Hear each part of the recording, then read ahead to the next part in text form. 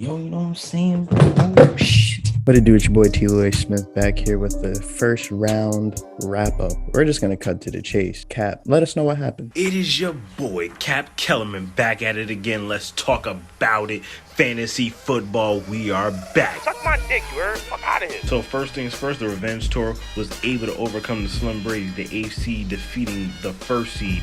And the Revenge Tour is as real as it gets. Jonathan Taylor is showing why he might just be the MVP of the league. Jay Herbo went crazy. They led the way. 250 to 203. Upset of the week. Mr. Henry's Pussy Poppers somehow overcame a 2-game losing streak to end the season and was able to, despite losing Derrick Henry for the remainder of the season, defeated CD's Nuts, the 7th seed, overcoming the 2nd seed, 243 to 199. So Champa Bay was able to defeat Home Sweet Mahomes in a 6-3 matchup, 240 to 156. Patrick Mahomes and Tyreek Hill did not show up, and that was all she wrote. Cooper Kupp came through big despite Aaron Rodgers being out on a bye week. Tua Tagovailoa came up big and outperformed Patrick Mahomes. It's not set in stone at this time of the recording, but unless Josh Allen plays like complete shit, Finger My Twat Son should be moving on to the next round and being the only team that had the 5-point advantage to come through in the clutch. Currently down 238 to 228. George Kittle came through with an outstanding performance this past Sunday, and the Colts defense shut down the Texans. The Punishers probably wish they could have gotten production from Hollywood Brown and possibly a better showing from Dak Prescott, but it sucks to say the Pablo Punishers definitely underperformed. The other 2 games don't matter, but Old No Name defeated the Voodoo Spell, and Irvington ran it upstairs on Cam Cam. Next week's matchups, though, between Finger My Twat and the Revenge Tour will be outstanding. We can't wait to see that one. And the Pussy Poppers go up against Champa Bay. Should be very interesting. We'll see you next week. Fantasy football. Back to you, TLew. You can come out here and get your ass whooped, then I'll beat you the fuck up afterwards. How about that? Moving on, we're gonna have a quick interview session of each team that made it this far, starting with the man who's running the table so far. Carlo, you ran the table back in 2017, squeezing in with a below 500 record, manages to pull off this ultimate Cinderella story, basically going on to win the whole thing. What are your thoughts on being in the same situation? Like, it's got to be a little deja vu going on. You know, like, how does it feel to make it this far in the semifinals? What's good, boys? I know you guys haven't seen me in a while in any videos. Carl Bayless is taking a little break, you know. Got that big money from last year. Chilling, taking vacation time with the honeys, you know, having all that good fun. As you know, in fantasy, I'm kind of killing it right now. And just like that, it feels like it's deja vu all over again. 2017, I was 5 and 6. I had a trash ass team. I had Phillip Rivers, the GOAT. And I don't know how in the hell did I win. But this year, I feel like this team shouldn't have gone 5 and 6. This team should have at least gone maybe won 7 or 8 games. But either way, I feel much different about this team. Like, I feel much better. I'll be very surprised if this team loses and doesn't make the championship at least. I was cheated out of an extra week of fantasy last year from Kenny. But props to Kenny, you know, he did well. He made me go on this revenge tour. And this revenge tour will be completed by the end of the year. In a matter of a few weeks, Shiv Patel was taken down. Eddie Flores will be taken down after next week. And then I assume Tyler, I think it'll be you and me in the finals.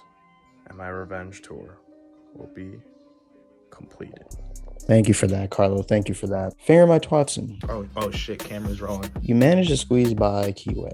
It was going back and forth. It all came down to Kiwi making a boneheaded decision and benching Dak Prescott for Joe Burrow. How does it feel to be back in the semifinals and this time against an underdog, Carlo? All right, so before I give my answer, I want to give a big shout out to, my guy Kiwi. I was talking a lot of shit, talking about how, his team is like a bye week in the beginning, and I gotta say, best matchup by far I've ever gotten in a fantasy playoff round. I think that's tested me and prepared me for the second round. I really feel like now, knowing the anxiety of seeing Josh Allen try to get 15 points in the literal blizzard was crazy. So I think now I've literally seen a lot. I'm prepared. So going into the matchup with Carlo, I feel very confident. He's one of the hottest teams coming into the playoffs, and even into the second round, I think he was the highest scoring.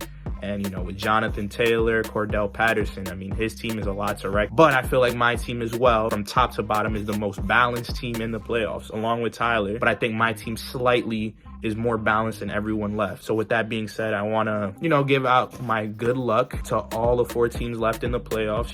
Great matchups, no injuries for no one.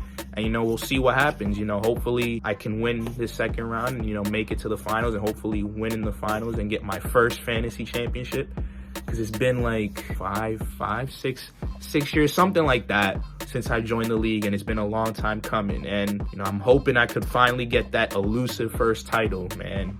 So, once again, shout out to Kiwi for a great matchup and, looking forward to that matchup with Carlo, seeing how it all plays out. Thank you for that, Eddie.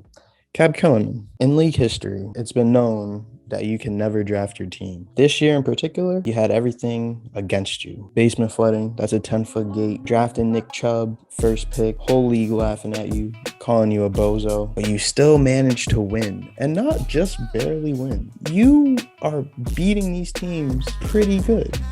And by teams, I mean Joe. Everyone thought it was a bye week. They're laughing like, damn, this man Joe finessed it. Luckiest man alive. You had a chip on your shoulder. You beat him convincingly. But how does it feel to shut up the doubters and make it to yet another semifinals for you as well? It's hilarious.